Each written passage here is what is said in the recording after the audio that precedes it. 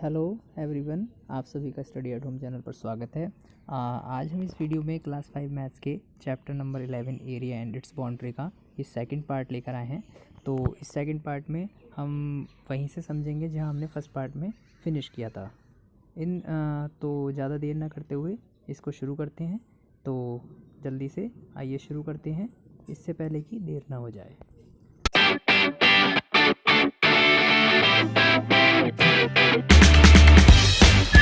Made greeting cards, complete the table for their cards.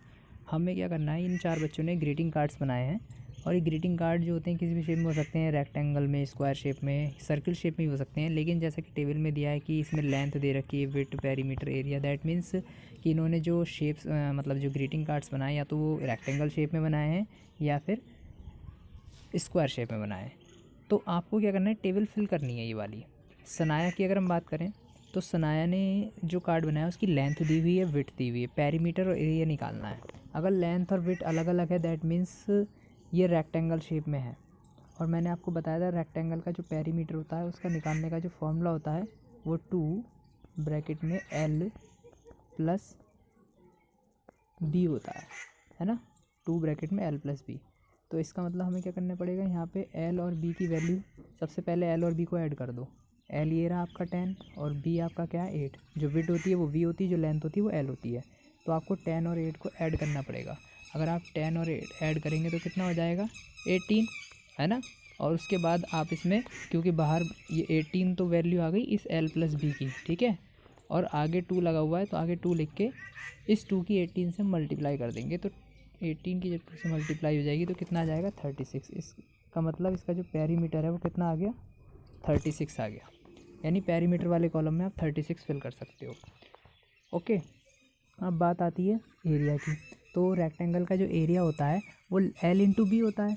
Rectangle का area क्या होता है L इंटू बी, ये मैंने आपको फॉर्मूला बताया। तो L इसकी 10 है और B इसकी 8 है, तो 10 और 8 की मल्टीप्लाई कर दो, 10 8 से कितने हो जाएंगे 80 हो जाएंगे, है ना। तो इसका मतलब इसके एरिया वाले कॉलम में कितना आ जाएगा 80 आ जाएगा। तो इस तरीके से जो आपका फर्स्ट जो है सनाया का जो कॉलम है वो कंप्लीट हो गया, है ना। अब इसमें आप एक चीज़ देखिए, यहाँ पर सेकंड कार्ड को सॉल्व करेंगे। लेकिन इसमें एक बात देख सकते हैं, मैं आपको दिखा देता हूँ। जैसे सनाया वाले कार्ड में लेंथ 10 थी और विड्थ 8 थी, तो उसका पेरीमीटर 36 आया, मैंने लिख दिया यहाँ पर। और इसका जो एरिया आया वो कितना आया 80 आया। अच्छा, आप आरुषि के कार्ड में भी देखिए, आरुषि के कार्ड में भी विड्थ कितनी है 8 है ना, और एरिया उसमें भी कितना है 80, जैसा कि पहले वाले कार्ड में आया 80।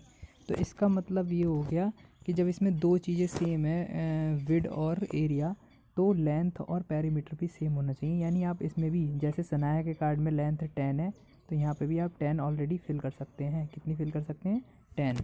और पेरीमीटर जैसे उसमें 36 आया था तो इस वाले में भी आप क्या फिल कर सकते हैं 36 फिल कर सकते हैं। यानी आपके अब 2 कार्ड ऑलरेडी कंप्लीट हो गए, ठीक है।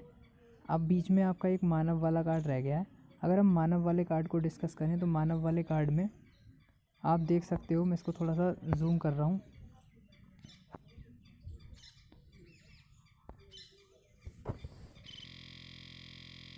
जो लेंथ है वो 11 है और पेरीमीटर 44 है। तो हमें क्या करना पड़ेगा, मानव वाले कार्ड में आप को क्या करना पड़ेगा, लेंथ से अगर हम पेरीमीटर को डिवाइड करें तो पूरा पूरा डिवाइड हो रहा है। यानी 11 से 44 को डिवाइड करते हैं तो कितने टाइम्स जा रहा है 4 टाइम्स। इसका मतलब ये हो गया कि इसकी एक साइड पक्का 11 की है और 4 टाइम्स ये डिवाइड हो रहा है। इसका मतलब इसकी चारों साइड्स 11 11 की होंगी। यानी इसकी विड्थ भी कितनी होगी 11 होगी, ठीक है। और 11 को अगर हम पेरीमीटर क्या होता है, चारों तरफ की साइड्स का सम ही तो होता है। यानी चारों तरफ की आप बाउंड्री को ऐड कर दो, तो यानी 11 को हम 4 टाइम्स ऐड करें तो 44 आ रहा है। इसका मतलब इसकी सारी साइडें 11 11 की थी, यानी इसकी लेंथ भी 11, विड्थ भी 11, तो पेरीमीटर 44 हो गया। इसका मतलब ये वाला जो मानव का जो कार्ड है वो स्क्वायर शेप में है, इसीलिए इसकी लेंथ और ब्रेथ सेम है। तो इसका एरिया अगर हम निकालेंगे तो एरिया कैसे निकलता है स्क्वायर का, साइड इंटू साइड। अब इसकी दोनों साइडें 11 11 की हैं तो 11 11 की आप मल्टीप्लाई कर दोगे तो 121 आ जाएगा इसमें, ठीक है। अब आपका लास्ट कार्ड और बचा कबीर का। तो कबीर वाले में आपको पेरीमीटर भी दिया है और एरिया भी दिया है। एरिया है 100। अब आप ये देखो 100 किस किस की मल्टीप्लाई करके आता है, क्योंकि इन्होंने एरिया कैसे निकलता है, इन दोनों साइडों की मल्टीप्लाई करके निकलता है, और ये दोनों ही साइडें हमें नहीं पता है कौन सी हैं।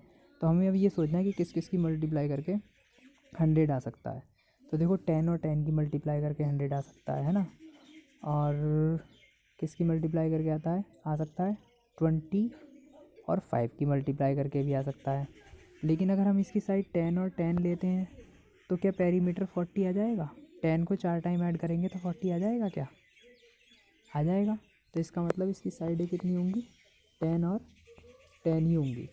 अगर मान लो हम 20 और 5 लेते, क्योंकि 25 की मल्टीप्लाई करके भी जो है 100 आता है, लेकिन अगर 20 और 5 की साइड लेते और उससे पेरीमीटर निकालते तो फिर आपका 40 नहीं आता, क्योंकि 20 में एक बड़ी लेंथ जो आप 20 लेते और जो चौड़ाई लेते वो 5 लेते, तो 20 में 5 ऐड करते तो कितना होता, 25। फिर उसमें आप 2 से मल्टीप्लाई करते, जब हम two bracket L plus V वाला फॉर्मूला जो लगाते हैं, तो फिर वो 50 आ जाता है, जबकि इसमें पेरीमीटर 40 है। तो इसका मतलब इन दोनों में क्या आएगा आपका, यहाँ पर 10 और 10 ही आएगा। तो इस तरीके से मैंने जो है आपको सारे नंबर्स इसमें फिल करके दिखा दिए हैं। मैं एक बार और सारे से बता देता हूँ कि किस में कौन सा नंबर आया है, आप दोबारा से इसमें फिल भी कर सकते हैं। ठीक है, देखिए यहाँ पर 36, मैं लिख कर नहीं बताऊँगा, सिर्फ बोल कर बताऊँगा। तो यहाँ पर आप देख सकते हैं इसमें 36 आया था, है ना, और इसमें जो आया था आपका 80 आया था। यहाँ पर आपका 10 आया था इस वाले में, और यहाँ पर आपका सेम आया था 36। इस वाले में आपका क्या आया था, इसमें आपका आया था 11, और इसमें आपका आया था 121। इसमें आपका 10 और इसमें भी आपका 10। तो इस तरीके से जो है आप ये टेबल फिल कर सकते हैं। आशा करता हूँ सबको इतना समझ में आ गया होगा। अब देखिए जो अगला क्वेश्चन है, my belt is longest, next heading है ये। तो take a thick paper sheet of length 14 centimetre and with 9 centimetre, you can also use an old post card. आपको क्या करना है, एक पतले से पेपर की शीट लेनी है, लेकिन शीट ऐसी लेनी है कि जिसकी लेंथ तो 14 हो और विथ कितनी हो, 9, यानी एल की वैल्यू 14 और बी की वैल्यू 9। तो you can also use an old post card. आप जो है कोई पुराना पोस्ट कार्ड भी ले सकते हो इसके लिए। कोई पोस्ट कार्ड ऐसा ले सकते हो जिसकी लेंथ 14 हो और विड्थ कितनी हो, 9 हो। और नहीं हो तो आप अपने पास से कोई भी कार्ड काट लो। आप चार्ट पेपर में से भी काट सकते हो, कार्ड शीट में से भी जो है कट कर सकते हो, 14 सेंटीमीटर लंबा हो और 9 सेंटीमीटर चौड़ा हो। ठीक है, ये ध्यान रखना है सबको। लेंथ को हम हमेशा एल से रिप्रेजेंट करते हैं। किससे करते हैं, एल से। ये एल की वैल्यू हो गई और ये बी की है, यानी यहाँ पर इस क्वेश्चन में एल की वैल्यू 14 है और बी की वैल्यू कितनी है, 9। अब हम क्या करेंगे, इसमें पहला क्वेश्चन पढ़ेंगे जिस पे स्टार बना हुआ है। What is it's area and what is its perimeter. आपको इसमें इसका एरिया निकालना है और पेरीमीटर निकालना है। तो एरिया का फॉर्मूला तो वही होता है, क्या होता है, एल इंटू बी। तो एल और बी की मल्टीप्लाई कर दो। एल कितनी है 14 और बी कितनी है 9। 14 की 9 से आप जब मल्टीप्लाई करेंगे तो कितना आएगा, 126 आ जाएगा, 126, क्योंकि 14 9 जो होते हैं आपके 126 होते हैं। तो 126 स्क्वायर सेंटीमीटर, क्योंकि एरिया की जो यूनिट होती है वो स्क्वायर सेंटीमीटर होती है। ठीक है, पेरीमीटर की खाली सेंटीमीटर होगी। अगर आपकी साइड जो है सेंटीमीटर में दी हैं और अगर आपकी साइड सेंटीमीटर में दी है तो एरिया की जो यूनिट होगी वो स्क्वायर होगी, यानी स्क्वायर ज़रूर लगेगा जब भी आप एरिया निकालेंगे। तो ये तो एरिया निकल गया। अब हम बात करते हैं पेरीमीटर की। पेरीमीटर का फॉर्मूला मैंने आपको बताया था, 2 ब्रैकेट में एल प्लस बी। तो आपको क्या करना है, एल और बी को ऐड कर दो पहले। एल कितनी है 14 और बी कितनी है 9, तो 14 और 9 हो जाएंगे 23, और बाहर 2 लगा हुआ है तो 2 से इसमें हम मल्टीप्लाई कर देंगे। तो 23 2 जा क्या हो जाएंगे आपके, इधर नहीं लिखा जा रहा है, यहाँ लिख देता हूँ, 46 हो जाएंगे। तो इसका जो पेरीमीटर आ जाएगा वो 46 आ जाएगा। वही 46 क्या, सेंटीमीटर। इसके आगे खाली सेंटीमीटर लिखेंगे। जब भी एरिया निकालते हैं तो स्क्वायर सेंटीमीटर या स्क्वायर मीटर लिखते हैं और इसमें खाली सेंटीमीटर। तो इस तरीके से जो है आपका ये फर्स्ट क्वेश्चन जो है कंप्लीट हो गया। अब आइए आगे देखते हैं। अब देखिए इसमें जो है second question, now cut strips of equal sizes out of it.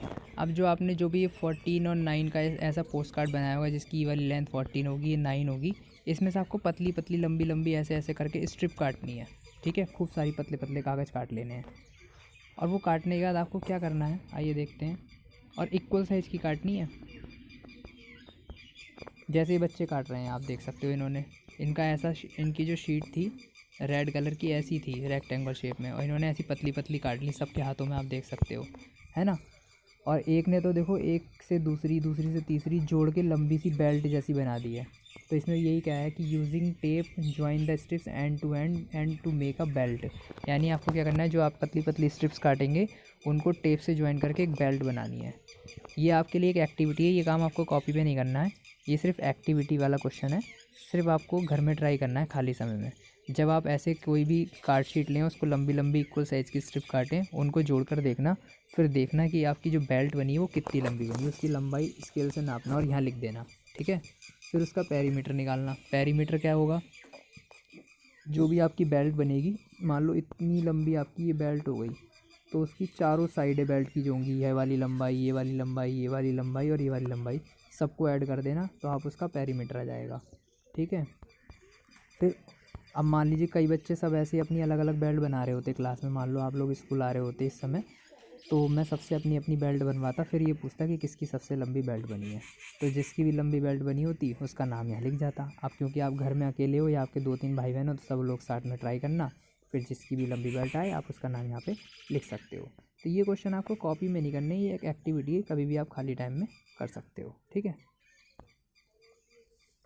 अब आगे देखते हैं, पहला क्वेश्चन है, इसमें first belt the same as the area of the post card and why or why not. आपको ये बताना है कि जो आपका जिस पोस्ट कार्ड से काट के आपने बेल्ट बनाई थी, क्या उस पोस्ट कार्ड का एरिया और इस बेल्ट का एरिया सेम था या नहीं था। देखिए, हम जिस चीज़ के काट कर कोई दूसरी चीज़ बनाएंगे तो एरिया हमेशा सेम ही रहेगा, क्योंकि उसी कागज़ से वो बना है, उतना ही कागज़ उस पोस्ट कार्ड में था और उतना ही इसमें आ गया, तो दोनों में क्या होगा, सेम होगा, है ना। तो इसमें आप यही रीज़न लिख सकते हो, क्योंकि हमने दोनों में सेम कागज़ यूज़ किया है, तो इसलिए दोनों का एरिया क्या होगा, सेम ही होगा। जो इसमें पूछा ना कि सेम होगा या नहीं होगा, तो इसमें आप लिखोगे यस सेम होगा, और इसलिए होगा क्योंकि दोनों का कागज़ जो है सेम है। फिर थर्ड क्वेश्चन है, what will you do to get a longer belt next time. अगर आपको और भी ज़्यादा लंबी बेल्ट बनानी हो तो आप इसके लिए नेक्स्ट टाइम क्या करोगे, जाहिर सी बात है फिर बड़ा सा पोस्ट कार्ड लोगे, उससे ज़्यादा स्ट्रिप्स कटेंगी और ज़्यादा स्ट्रिप्स कटेंगी, तो बेल्ट भी आपकी क्या हो जाएगी, लंबी। या आप ये भी कर सकते हो कि उसी पोस्ट कार्ड से और ज़्यादा लंबी बेल्ट बनाना चाहते हो तो और ज़्यादा पतली पतली स्ट्रिप्स काटना, जितनी पतली पतली काटोगे तो उतनी ज़्यादा कटेंगी, और जितनी ज़्यादा आपकी कट होंगी तो उनको जोड़कर आप जो है ज़्यादा लंबी बेल्ट बना सकते हो। अब आइए देखते हैं आगे।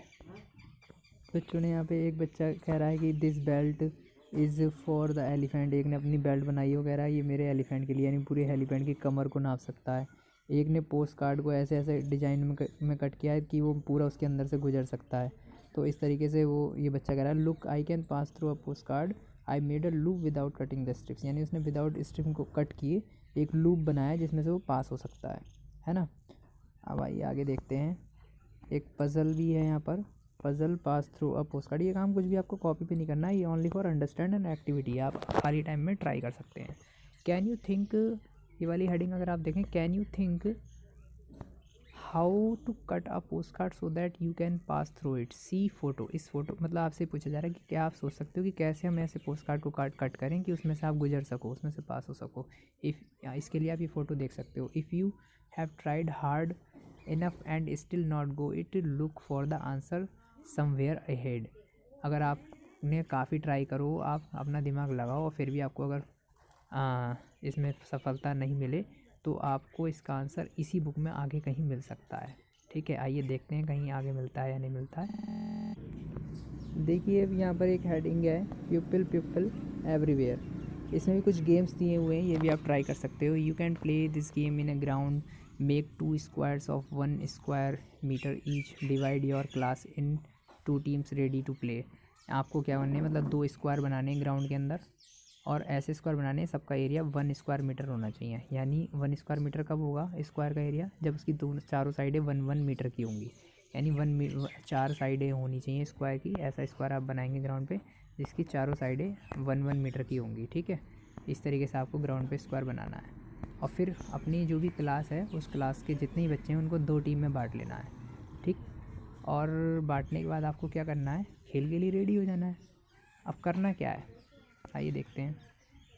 यहाँ लिखा है try these in your teams, आपको ये बातें ट्राई करनी कि how many of you can sit in 1 square metre, यानी वो जो 1 स्क्वायर मीटर का आपका जो ये शेप है, इसमें एक स्क्वायर के अंदर कितने बच्चे आराम से बैठ सकते हैं। ये है कि बस पूरे आराम से बैठ जाने चाहिए और कोई बच्चा बाहर नहीं जाना चाहिए स्क्वायर के, उसका कोई हिस्सा बाहर नहीं जाना हो, कोई भी शरीर का पार्ट बाहर नहीं हो बॉडी का।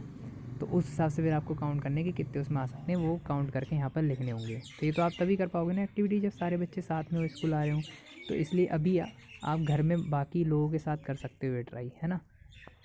फिर दूसरा है how many of you can stand in it. अब वो तो बैठ कर हो गए थे कि बैठे हैं तो कितने आ सकते हैं, अब की बार खड़े होकर देखना है, खड़े होते हैं तो कितने आ सकते हैं। जाहिर सी बात है खड़े होंगे तो ज़्यादा लोग आ पाएंगे, है ना। फिर तीसरा पूछा है which team could make more children stand in their square how many. अब 2 टीमें क्योंकि बनाई थी तो 2 टीम में से किस टीम में ज़्यादा बच्चे आए, किस टीम के ज़्यादा बच्चे स्क्वायर में खड़े हो पाए। तो एक का टीम ए नाम रख देंगे, एक का टीम बी, जिसके भी आए होंगे वो यहाँ लिख देंगे कि टीम ए के आए तो टीम ए लिख देंगे, टीम बी के आए तो टीम बी, और कितने बच्चे ज़्यादा है उनकी संख्या काउंट करके लिख देंगे। फिर which team could make more children sit in their square and how many, और जब बैठे थे तो किस टीम के बच्चे ज़्यादा बैठे थे स्क्वायर में, वो भी आपको यहाँ लिखने और कितने ज़्यादा बैठे थे। तो ये सब एक्टिविटी बेस्ड क्वेश्चन है, ये आप कर सकते हैं जब खाली समय हो। फिर अगला क्वेश्चन है बी वाला, measure the length of the floor of classroom in metres. इसमें भी क्या करना है आपको, अपने क्लासरूम की जो फ्लोर होता है क्लासरूम उसकी लेंथ जो है नापनी मीटर में, ठीक है। और फिर आल्सो मेजर द विड्थ, और उसकी चौड़ाई भी नापनी है। फिर निम्न इन क्वेश्चनों के आंसर देने हैं। पूछा है कि what is the area of the floor of your classroom in the square metre, यानी फिर उसका आपको एरिया निकालना है। फॉर एग्जांपल मान लो कि आपके क्लासरूम की लेंथ 20 मीटर है और उसकी विड्थ 15 मीटर है ना, इतनी आई, मैं आपको एग्जांपल के जरिए समझा रहा हूँ। तो जब आपको उसका एरिया निकालना होगा तो आप क्या करोगे, उन दोनों की मल्टीप्लाई, क्योंकि एल जो होती है उसकी हम बी से क्या कर देते हैं, मल्टीप्लाई कर देते हैं। तो यहाँ से आपका आंसर आ जाएगा जो भी आप मल्टीप्लाई करोगे। ये तब होगी जब आपकी लेंथ 20 और विड्थ आपकी 15 आएगी। अब ये आप नाप कर तो देख नहीं सकते क्योंकि आप इस समय क्लासरूम में ही नहीं हो, तो आप अपने घर के किसी रूम की नाप के लिख सकते हो, ठीक है। वो आप लिख देना क्लासरूम की जगह, यहाँ पे क्वेश्चन में खाली रूम कर देना।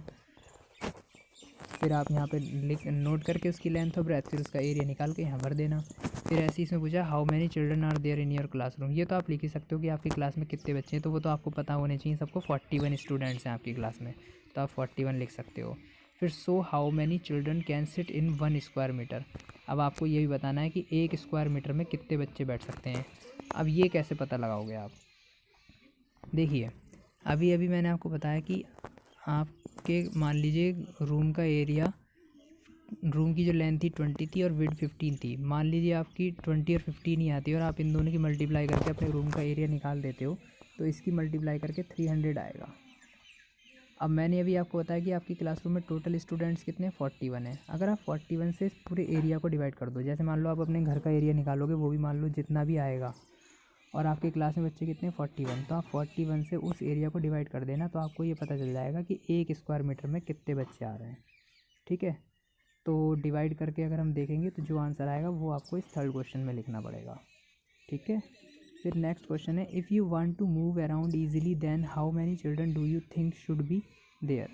मतलब इसमें पूछ रहे हैं कि अगर आप उसके आप चारों तरफ घूमें, if you want to move around easily, अगर आप आसानी से उसके चारों तरफ मूव करना चाहते हैं, तो how many children do you think should be there in 1 square metre. तो उस हिसाब से 1 स्क्वायर मीटर में कितने बच्चे होने चाहिए। तो इसके लिए तो वही है भाई, आपका क्लासरूम जितना बड़ा हो तो उसमें आपको सारे बच्चों को ऐसे ऐसे लाइन से ऐसे ऐसे करके बिना गैप के चारों बाउंड्री पे खड़ा करना पड़ेगा। फिर उन सबको काउंट करना पड़ेगा कि ऐसे करके चारों तरफ की बाउंड्री भर के कितने बच्चे आ पाए। तो ये एक्टिविटी आप जब क्लासरूम में होंगे तभी कर सकते हैं, ये वाली तो खासकर जो 4th क्वेश्चन में है। बाकी 3 क्वेश्चन जो हैं आप अपने घर के रूम को लेकर ट्राई कर सकते हैं, ठीक है। तो आशा करता हूँ इतना सबको समझ में आ गया होगा। अब आगे देखते हैं।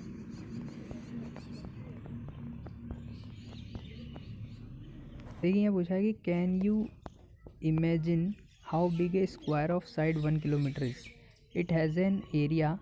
आप क्या इमेजिन कर सकते हैं कि जो ऐसा स्क्वायर जिसकी साइड 1 किलोमीटर लंबी हो उसका एरिया कितना होगा।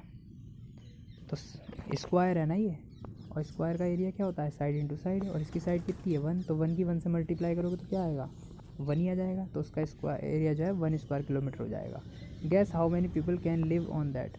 अब आपको ऐसे इमेजिन करना है कि उस एक स्क्वायर किलोमीटर के एरिया में कितने लोग रह सकते हैं। 1 स्क्वायर किलोमीटर काफ़ी बड़ा हो जाएगा बच्चों, 1 किलोमीटर लंबा 1 किलोमीटर चौड़ा, इतनी जगह मतलब इतना बड़ा स्क्वायर हो कि उसकी लंबाई भी 1 किलोमीटर हो, चौड़ाई भी 1 किलोमीटर हो, चारों तरफ की साइडें 1 किलोमीटर हो। तो ऐसे ऐसे करके उसमें बहुत सारे लोग आ जाएंगे, वो आपको इमेजिन करने हैं, ठीक है। फिर इसमें ये पूछा है कि in West Bengal there are about 900 people living in a square kilometre. एक वेस्ट बंगाल जो एक स्टेट है उसमें 1 स्क्वायर किलोमीटर के एरिया में 900 लोग रहते हैं, 900 people. But in Arunachal Pradesh if it feels very lonely. Arunachal Pradesh में बड़ा खाली खाली महसूस होता है, वहाँ पे इस 1 स्क्वायर किलोमीटर के एरिया में सिर्फ 15 ही लोग रहते हैं, यानी वहाँ की जनसंख्या जो है, पॉपुलेशन जो है वो कम है अरुणाचल प्रदेश में। वहाँ पे 1 स्क्वायर किलोमीटर के एरिया में लोग कम मिलेंगे। अब यहाँ स्लाइड में देख लो, स्लाइड के अंदर जो है 1 स्क्वायर किलोमीटर में कम मिलेंगे और यहीं किसी शहर या गाँव में पहुँच जाओगे तो 1 स्क्वायर किलोमीटर में भीड़ ज़्यादा मिलेगी आपको। तो ये होता है अलग अलग जगह पर, ठीक है। नेक्स्ट हेडिंग है share the land. Nasreena is a farmer who wants to divide her land equally among her 3 children. Nasreena जो एक फार्मर है, किसान है, वो अपनी जो लैंड है उसके पास जितनी भी, वो अपने 3 बच्चों में बांटना चाहती है, जिनका नाम है चुमकी, झुमरी और Imran. She wants to divide the land so that each piece of land has 1 tree. मतलब वो डिवाइड को इस अपनी लैंड को ऐसे डिवाइड करना चाहती है कि हर लैंड के पीस में, यानी हर बच्चे के हिस्से में 1 ट्री ज़रूर आ जाए। अब उसकी लैंड है कैसी, आइए देखते हैं। यू कैन सी, इसको और छोटा कर देते हैं। ये है, मैं इसको ऐसे ऐसे करके दिखा देता हूँ, अपनी बुक में भी आप लोग देख सकते हो। अब आपको इसको ऐसे डिज़ाइन करना है कि सब पे इक्वली भी आ जाए और सब पे कम से कम एक एक ट्री ज़रूर आ जाए।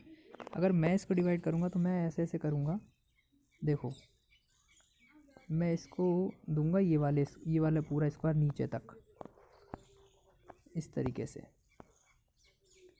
काउंट करो आप इस पर कितने स्क्वायर आ गए। हर लाइन में 2 2 है ना, देखो 2 ये हो गए, 2 4, 2 6, 2 8, 2 10, ऐसे ऐसे करके आप काउंट करते जाओ। इस वाले बच्चे को भी हम देते हैं कुछ ऐसे ही, 1 2 3 4 5 6 7 8 है ना, 9 10 11 12 13 14 15 16 17 18, मतलब ऐसे ऐसे करके आप कर सकते हो कुछ भी टेढ़ा मेढ़ा। अब उस पर एक ट्री देखो, आप देखोगे एक ट्री यहाँ भी आ गया, एक ट्री इसमें भी आ गया। अब जो बचा हुआ है वो आप किसी और बच्चे को भी दे सकते हो, और भी आप हिसाब लगा सकते हो कुछ काउंट करके कि तीनों पे इक्वल पार्ट्स भी आ जाएँ और एक एक ट्री भी आ जाए। तो ये बच्चे आप लोग अपनी बुक में अलग अलग पेंसिल से ट्राई करके देखना कि किस तरीके से सब पे इक्वल स्क्वायर भी आ जाएँ और सबके हिस्से में एक एक ट्री भी आ जाए। इस तरीके से जो है आप ट्राई कर सकते हो, ओके। अब देखिए आगे क्वेश्चन है, can you divide the land equally. आपसे पूछा भी गया अगले क्वेश्चन में, क्या इसी लैंड को आप इक्वली डिवाइड कर सकते हो। Show how will you divide it. आपको शो भी करना है पेंसिल से बनाकर या कलरफुल पेंसिल से बनाकर कि किस तरीके से आप डिवाइड करोगे। और remember each person has to get a tree. ये भी ध्यान रखना है कि हर पर्सन के हिस्से में, यानी हर पीस में एक ट्री ज़रूर आना चाहिए। Colour each person's piece of land differently, यानी हर पर्सन का जो वो है, आपको जो पीस ऑफ लैंड है वो डिफरेंट कलर से करना है, जैसे मैंने किया है। हालांकि मेरे में इक्वली नहीं आए, आप और तरीके जो है फाइंड करना है इसमें। अब आइए आगे देखते हैं। जब आप उस लैंड को इक्वली डिवाइड कर लें तो तभी इस क्वेश्चन के आंसर आप देना है। इसमें पूछा है कि if each square of this page is equals to 1 square metre of land, तो how much land will each of her children get. यानी जो हर छोटा स्क्वायर था उसका एरिया 1 स्क्वायर मीटर है, हर छोटे वाले का, जो मैं काउंट कर रहा था 1 2 3 करके, येलो वाले। तो उसका हर एक स्क्वायर का एरिया 1 है।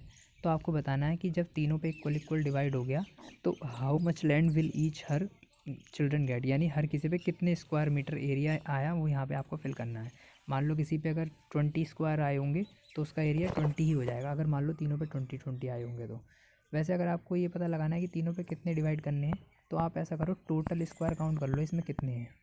टोटल काउंट करने के लिए आप पहले एक बार ये वाले काउंट कर लो, इसे काउंट करो 1 2 3 4 5 6 7 8 9 10 है।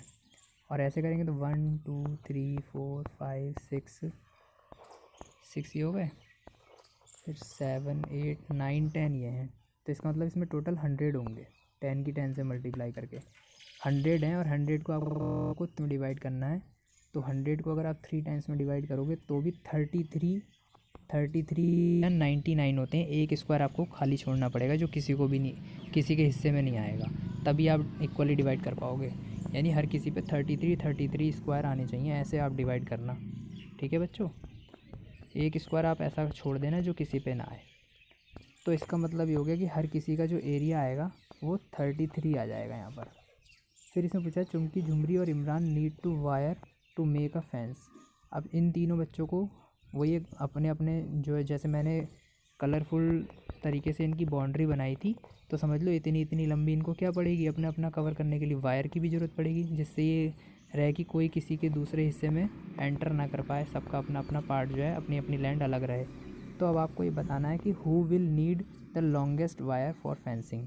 जब आप आराम से इसका डिज़ाइन बना लो, सबको डिवाइड कर लो 33 स्क्वायर तीनों के जब कर लो, फिर आप ये देखना कि किसको जो है ज़्यादा लंबी वायर की ज़रूरत पड़ी। इसमें किसी एक का नाम, पहले वाला जो आप पार्ट करोगे उसमें नाम चुमकी रख देना, उस दूसरे वाले के बीच में झुमरी, तीसरे वाले में इमरान, किसी में भी आप कोई सा भी रख सकते हो। फिर जिसको ज़्यादा लंबी वायर की ज़रूरत पड़ी, देखना किसकी लंबी वायर की ज़रूरत पड़ी, उसका नाम यहाँ लिख देना। फिर हाउ मच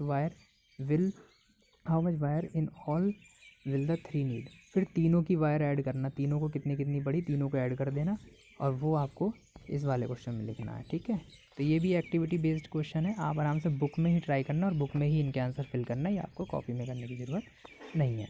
तो आशा करता हूँ इतना सबको समझ में आ गया होगा, है ना। अब आगे देखते हैं। देखिए नेक्स्ट हेडिंग है practice time. Practice time heading में आप देख सकते हो, look at the table if you were to write the area of each of this which column would you choose make a right. अगर आपको इन सारे कॉलम्स में आपको एरिया लिखना पड़े तो आपको कौन सा कॉलम में आप राइट लगाओगे।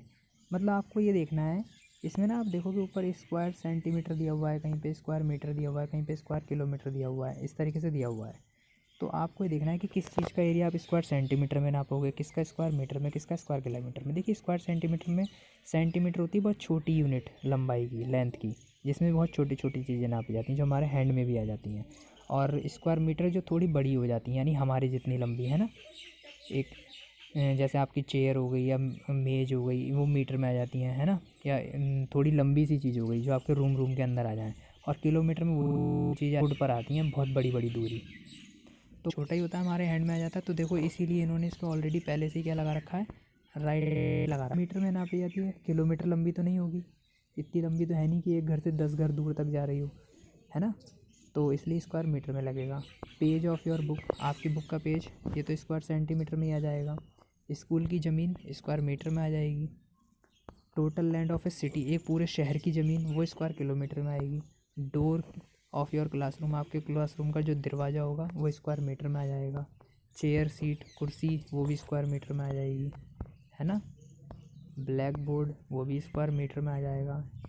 इंडियन फ्लैग, ये स्क्वायर सेंटीमीटर में आएगा, मीटर से छोटा ही होता है। Land over which a river flow, एक ऐसी ज़मीन जिसके ऊपर नदी बहती है, तो वो तो नदी तो बहुत लंबी होती है, तो इसलिए वो स्क्वायर किलोमीटर में आ जाएगी। तो इस तरीके से इसमें आपको राइट लगाने थे। आशा करता हूँ सबको इतना समझ में आ गया होगा। अगर समझ में आ गया हो तो इस वीडियो को लाइक शेयर करना ना भूलें और चैनल को सब्सक्राइब करना ना भूलें। अगर कुछ समझ में नहीं आया तो आप मुझसे कमेंट बॉक्स में कमेंट करके पूछ सकते हैं। आज के लिए इतना ही, धन्यवाद।